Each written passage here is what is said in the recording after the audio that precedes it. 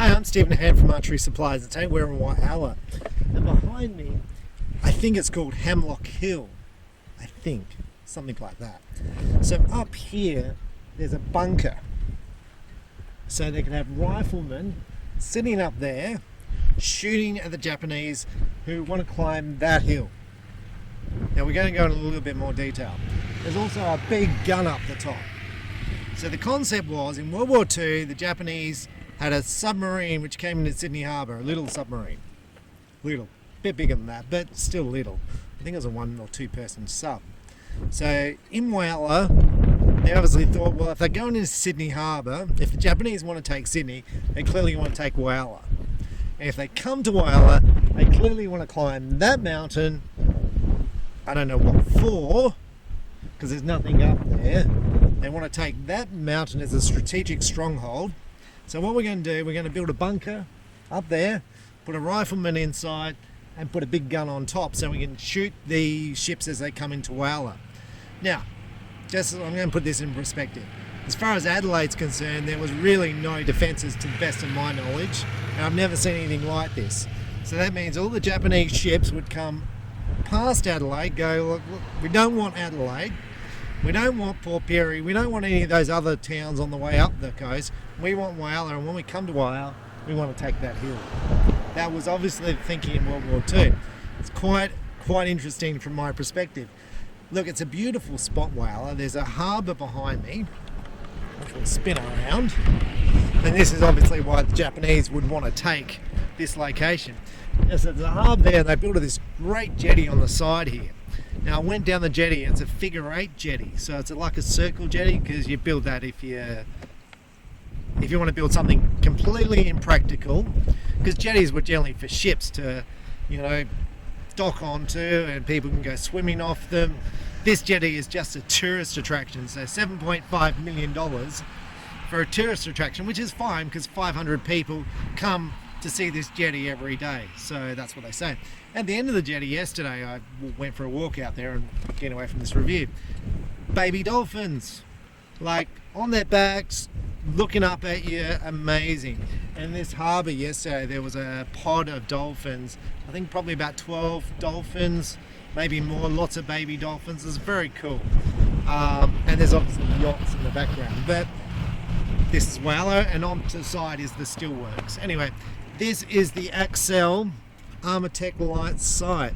Now, Axcel, Trueball, same company, make quality products. Let's just say that they're not making rubbish.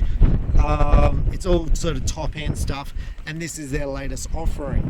Now, in the past, the Axcel sites have all been top-end, micro adjustment, expensive.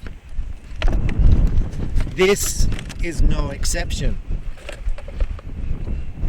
So, you've got micro adjustable pins, each pin's micro adjustable, fibre optics on the side to light up the pins. You can see they light up nicely. Now if you want to put a light in, I'm guessing there's a spot for the expensive Axcel sight light goes in there. Now you're probably going to think, well, let's just go for a cheap ass light. I'm going to tell you the Axcel light is much better, and it is expensive, but it's significantly better. Okay, so it screws into the end there. A good bubble you can see there. The pins, to adjust the pins, you loosen off the screws here, and then you've got micro adjustable here. If you do this and don't unlock these ones here, then you're going to break them. You have to loosen the pin you want to adjust. Either loosen or tighten the pin you want to adjust. So if you want to move the top pin, you move the top pin. Now you've got micro adjustment left and right on that one, micro adjustment up and down on that one. And the way you set this up is you generally want the top pin kind of where it is now, and then you sight the other pins in. A lot of archers say to me, can you sight the sight in? No, because it depends on the arrows you're using, it depends on your bow, it depends on your speed, depends on your peep sight, depends on your angles, depends on everything. So you have to sight these things in yourself. You start off at 10 meters. Don't start at 50, because you're a moron if you do, and lots of people do start at 50. Start at 10 and then sight in 20, 30, 40, 50.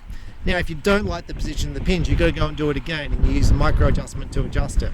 You've got I'm going to say quick adjustment here. So You don't need Allen keys, as you can just see there, it's a micro adjust. Click, click, click, nice to do. Now the thing which sets this apart, this sight, as opposed to the other expensive Axcel sights, is it's lightweight. So, kind of implied by the name, you can feel the difference in weight. You can see Axcel has machined out the different weights here, but besides that, it's pretty much the same. So if you're thinking, well, the other Axcel sights, this is pretty much the same, just a little bit lighter.